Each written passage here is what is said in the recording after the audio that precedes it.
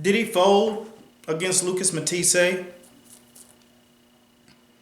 Did Danny Garcia prove that he was the solid, most reckoned with fighter coming up from 140 in the game? Was Lamont Peterson's prior career to him losing to Lucas Matisse a fluke? Was the fight with Amir Khan merely just a placebo effect? Does Lamont Peterson truly have what's necessary to be a fighting bull? And when I say fighting bull, I mean someone who never looks sideways or never looks back. Let me break this down to some of you who are in the fight game or who are in the world of fandom and you wish to learn a little bit more about the criteria that it takes for guys to reach that level that really solidifies who they are and who they will be in the record books in the history of boxing. Lamont Peterson was a heralded DC modern day legend. He's one of the guys that's going to bring DC and put him back on the map. He's a quiet spoken, gritty inside, which was really one of the most confusing things to me. When he fought Lucas Matisse, he walked into the ring like he had half of his spirit. These little signs show one thing, that guys like Adrien Broner are not flawless like the guys that they are set out to become. Floyd Mayweather-esque.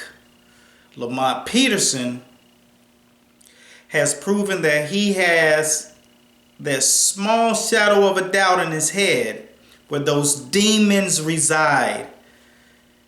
Whenever he stepped into that ring, inside I saw something that was not resting easy with me as that fight began to play out. He was truly going through the motions, boxing well. I feel like the mirror image of that demon that was playing in his head was what'll happen if this guy flushly catches me. If you go to YouTube or to your DVD archive, you can go back a couple of years. There was a young, brash, southpaw killer coming up. His name was Victor Ortiz. And at this time, he was on the come up. He had been in the ring with several decent fighters, and he was building his bridge to stardom. He tasted it, and it tasted like chicken. Well, when they put him in against Lamont Peterson, I knew that the blue collar mentality that Lamont Peterson carried would definitely give guys like Victor Ortiz problems. One thing they had in common, both of them had that demon that would get into their head and give them that self-doubt. Victor Ortiz had it when he went toe-to-toe with Marcos Maidana back in '09.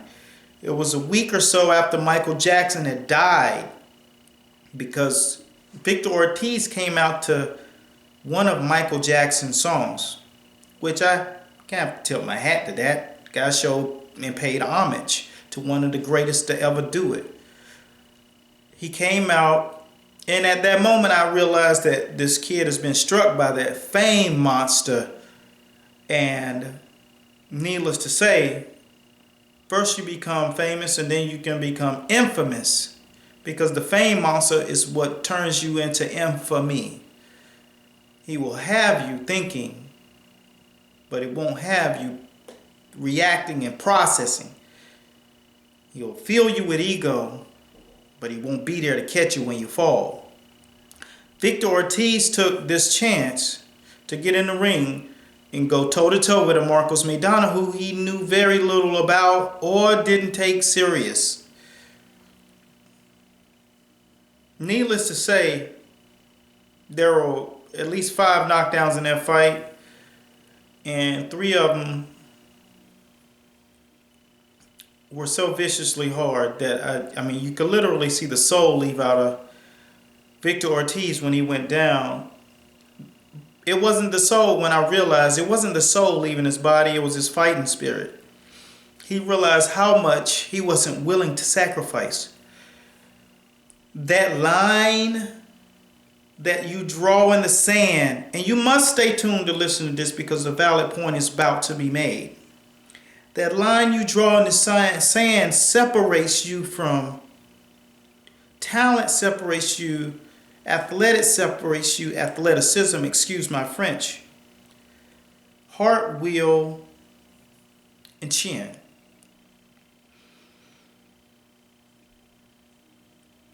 That day that he fought Marcos Chino Maidana, the night of that fight, he answered a question that he's still searching for.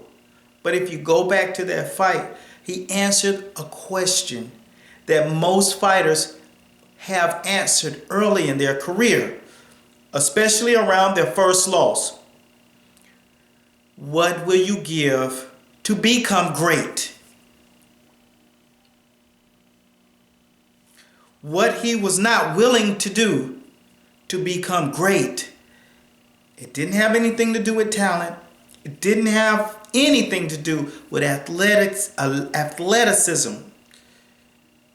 It was something deep down inside of his heart that he was not willing to sacrifice, which is his future wellness. That's where Victor Ortiz drew the line. I will do everything it takes to become known, to become one of the fighters mentioned in this era. But separating that from becoming great is a different ball game. The same thing lends itself to Lamont Peterson. He has the talent. He has the work ethic. He has the fighter's mentality and that ring cachet. The things that you bring to the table that make you a known fighter. A fighter that would be mentioned in this era. But a year and a half to 2 years ago, a question was answered with Lamont Peterson. And the answer is, I'm not willing to take it on the chin and sacrifice my life and my wellness. Because the moment he landed on the canvas against Lucas Matisse, his fighter's prowess was diminished in that ring. Did he quit? He didn't quit, but he wasn't going to argue about the fight being stopped. There's a shadow left for Lamont Peterson to decide. Is he willing to take it on the chin and survive that moment once again? If he goes down, will he look the referee in the eye and show that he wants it? The second knockdown that he took with Lucas Matisse was test number 2 of that night. But he had one the night that he fought Victor Ortiz because he went down hard and he got up and he won every round besides that. Victor Ortiz has power. Strong kid, athletic, gifted. regardless of what he's turning out to be as far as whatever his ranking is. At that point in time, the questions have not been raised about him to the point that they are now. He was in there against a bull, and so was Floyd Mayweather when he fought Victor Ortiz. So rewind the clock back to that day and time, and don't think of the Victor Ortiz that you think of right now. You think of the guy that you didn't know would quit in a fight, and see him train and see him come. He's stopped by Lopez, but Lopez had to earn it. These points that I'm making will answer the questions on Saturday night in New York City. Premier Boxing Champions, which Master Boxing will be in attendance, and we are in the building. Lamont Peterson had that same thing when he was coming up. The cameras were following him. And he proved that there is a small demon in his mind. Danny Garcia, however, took that same situation, came out against Amir King Khan, which they had given Amir Khan loads of confidence going into that fight that Danny Garcia truly didn't belong in the ring, only because you beat an over-the-hill Eric Morales, which is just talk, because Eric Morales is the real deal. It doesn't matter. When you have the boxing skill set that Eric Morales has, trust me, there is no over-the-hill. You can have a bad night, but he came to fight when he fought Danny Garcia, because Eric Morales would have beat anybody else that night. So, when Danny had the opportunity to win in the moment where most people will decide to quit, or are you searching for greatness? He gets over that hurdle. He gets in the ring with Amir Khan, as I was speaking of a second ago. And when he gets in the ring with Amir Khan, the tests and the questions begin to be answered.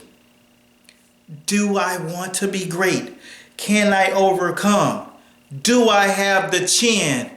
Am I athletic enough to deal with this guy's onslaught? He's coming at me with everything he got. The fact of the matter is, he answered the questions. And then not only did he answer the questions when Amir Khan came out with that onslaught, that offensive arsenal, he took him out before the 6th round. He banished him and continuously punished him the rest of the round. When he dropped him, he continuously stayed on him. It didn't allow fatigue to settle in. He overcame it. He made the decision. He answered the questions. And then the fight moved on with the Lucas Matisse. And not only did he fight against all odds once again, the boxing community was rooting against him. And at the same time, those who were Lucas Matisse fans felt that Danny Garcia had no chance. I beg to differ. I matched them up. You can go check my records. My archives speaks volumes of what my commentating is about. My fight breakdowns are about. My IQ and my ring cachet and knowledge of fighters and knowledge of the fight game. The record is on the channel. You can go back and check it. What I said, I won't even repeat it. Do your own work. You know their names. Danny Garcia, Lucas Matisse. Sometimes I have to stay in the middle because I don't like people to rant and rave about nothing, because I know the sport and it's not really fun talking to people who are not really knowledgeable or don't understand the game from the inside out. Well, I do. So those conversations aren't interesting to me to even exercise. So I kind of stay in the middle so I don't have to worry about that. But when it's all said and done, Danny Garcia answered the question. Not only did he decide that he wanted to be a champion that night, he decided that he was willing to do whatever it took inside the fight, regardless of what he would feel post-fight, which he was on the record saying he pissed blood for a month after fighting against the hard-hitting, skilled Lucas Matthysse. Not just a puncher, but he can fight.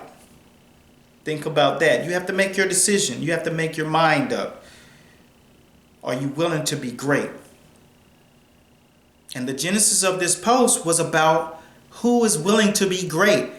Will Lamont Peterson rewind that clock and undo that necessary evil when he laid down against Lucas Matthysse in that second round? I don't see Danny Garcia ever deciding that early in the fight that he's not going to get up and ball with this guy until the wheels fall off. And a lot of it has to do with who's in his corner, which is his father. You think about that. When you match Danny Garcia against Lamont Peterson, they're so evenly matched when it comes down to how gritty they are.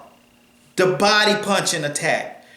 The fact that when Danny Garcia is raking to the body, he reminds me of Sugar Ray Robinson, because Sugar Ray Robinson used to rake 4 to the body and then bring him up to the head. Danny Garcia did that a lot of times against Lucas Matthysse to take the steam off those punches.